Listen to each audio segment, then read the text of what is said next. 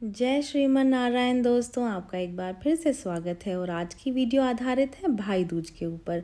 देखिए, भाई दूज के दिन तिलक से पहले आपको ये छोटा सा काम ज़रूर से कर लेना है। अगर आप ऐसा करते हैं तो ऐसा करने से भाई को लंबी उम्र का वरदान मिलता है। दिवाली के 2 दिन बाद कार्तिक माह के शुक्ल पक्ष की द्वितीया तिथि को भाई दूज का पर्व मनाया जाता है और इस दिन बहनें अपने भाई के माथे पर तिलक करके उसकी लंबी आयु की कामना करती हैं। इस बार भाई दूज का जो ये त्यौहार है वो 27 अक्टूबर के दिन मनाया जाएगा। ये त्यौहार भाई बहन के अटूट प्रेम और विश्वास का प्रतीक माना जाता है। इस दिन बहनें आरती करती हैं और भाई के माथे पर तिलक करती हैं, भाई की लंबी उम्र की कामना करती हैं। लेकिन भाई दूज के दिन भाई को तिलक करने से पहले भाई दूज की कथा सुनने की परंपरा है।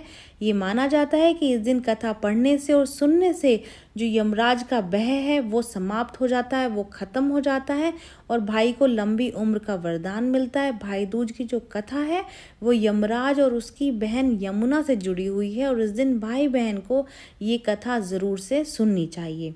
भाई दूज पर तिलक करने से पहले ये जो पौराणिक कथा है वो आप अवश्य से सुन लें या फिर सुना दें। शास्त्रों के अनुसार यमुना यमराज से ये जो कथा है जुड़ी हुई है। पुराणों के अनुसार भगवान सूर्य देव की पत्नी छाया के गर्भ से 2 बच्चों ने जन्म लिया था और वो बच्चे थे यमराज और यमुना।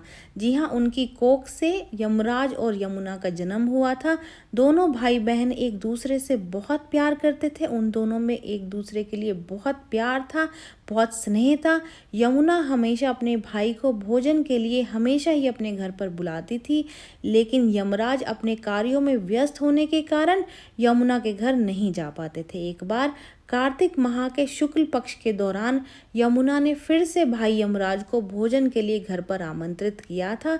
इस दौरान यमराज ने सोचा कि मैं तो प्राण हरने वाला हूँ, इसलिए कोई भी मुझे अपने घर पे नहीं बुलाता, लेकिन मेरी बहन यमुना मुझे बहुत प्यार से घर पर बुला रही है। ऐसे में उसका मन रखने के लिए मुझे उनके घर जाना चाहिए और उसका मन रखना भी मेरा कर्तव्य है, उसकी बात मानना भी ये मेरा फ़र्ज़ है। तब बहन के बहुत बुलाने के बाद में यमराज बहन के घर पहुँचे और इतने समय बाद भाई को अपने घर पर देख करके बहन यमुना की खुशी का ठिकाना नहीं रहा। वो बहुत खुश हुई और उसने अपने भाई को बहुत आदर सत्कार के साथ में अपने घर में बुलाया। यमराज के घर आने पर बहन यमुना ने भाई के लिए बहुत स्वादिष्ट पकवान बनाए। यमराज को बहन का ये सत्कार करना बहुत ही पसंद आया और ऐसे में यमराज ने बहन को खुश होकर के कुछ मांगने को कहा। ये यमुना ने भाई यमराज से हर साल इसी दिन घर आने का वचन लिया। तो यमुना ने यमराज से यही वचन लिया था कि हे भाई, आपको इसी दिन हर साल मेरे घर आना है, बस मुझे आपसे यही वचन चाहिए और यही वरदान चाहिए। यमुना ने कहा कि मेरी तरह जो भी बहन इस दिन अपने भाई का आदर सत्कार करेगी, उसके भाई को यमराज का डर कभी भी नहीं रहेगा और उसकी उम्र बहुत लंबी होगी। यमुना के वरदान पर यमराज ने तथास्तु कहा और वस्त्र आभूषण देकर के वो यमलोक चले गए। तब से हर साल भाई दूज का जो ये त्यौहार है, जो ये पर्व है, वो मनाया जाता है और इस दिन को लेकर के मान्यता है कि जो भाई बहन के घर जाकर के टीका करवाते हैं उनको दीर्घायु का आशीर्वाद मिलता है। इस दिन यमराज और यमुना की पूजा भी की जाती है। तो ये त्यौहार भाई बहन को बहुत अच्छे से मनाना चाहिए।